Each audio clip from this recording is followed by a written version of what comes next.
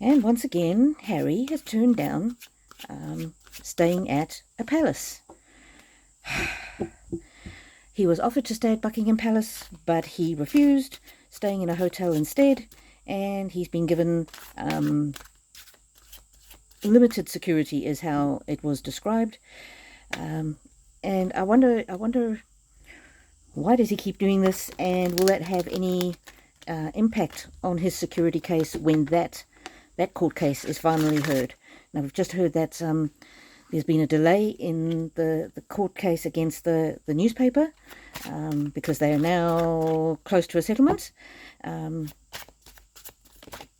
And I can tell you, as a lawyer, often the settlement is everything else other than the money. The money is often the easiest to get the parties to agree on. It's the other terms like admitting fault or what each can say about the other, or whether or not it's going to be confidential. All of that is often the more difficult.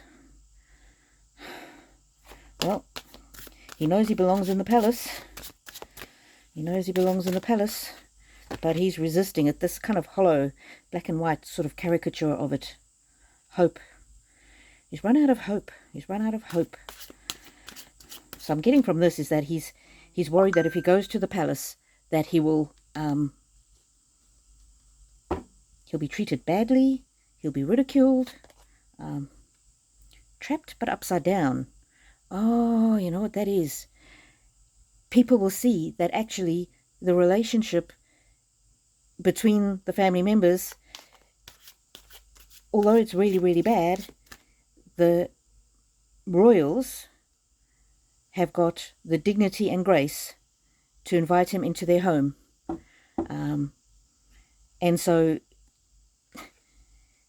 the problem is he wants to portray that he's trapped and the royals hate him and they've all been so mean to him.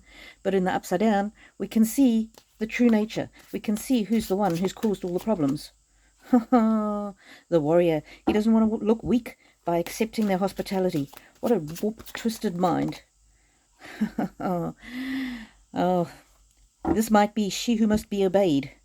The Lady of Montecito telling him you are not to go and stay in their palace. Because she doesn't want a reconciliation. Because, and we all know this, just not saying it relates to this situation, but we do know that if there is an abuse dynamic in a relationship, the abuser will always want to separate the victim from their family. What do you think? Do you think this is what's happening in this case? Please like if you do and subscribe if you haven't. And I really appreciate all your comments. Even just an emoji really helps to get the videos out to those who want to hear it. Conclusion. And it's the conclusion in the upside down. If he goes and stays there, then that might kind of end the tiff, or at least bring some healing to the situation. And when there is an abuse dynamic, the abuser does not want the estrangement of the family to end. So if Meghan is an abuser, she would not want him anywhere near his family because she wouldn't want them to overcome any brainwashing that she might have done, that the family are wicked. Just a theory, just my own personal opinion. Choices. He has the choice. Even though she's the one who's controlling him, she's the one who's demanding, he's got a choice, and he really should man up and make the right choice. Not be so controlled, invisible.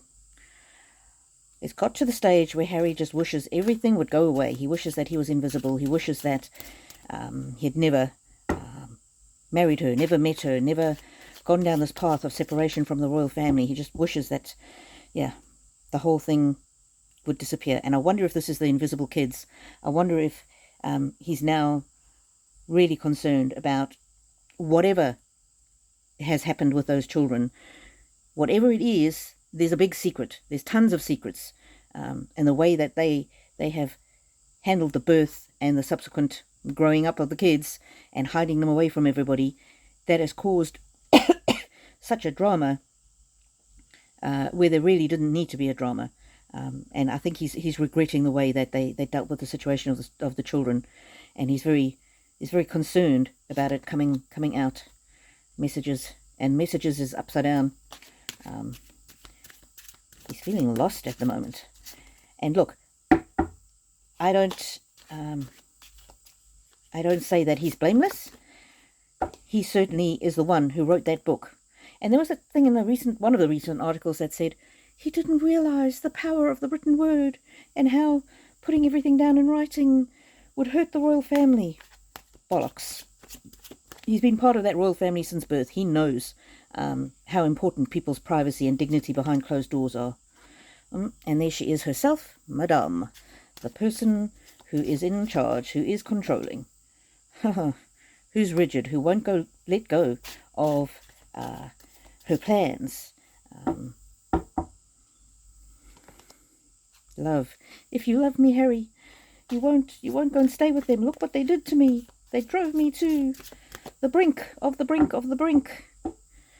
Alrighty, and let's see. 2 more cards.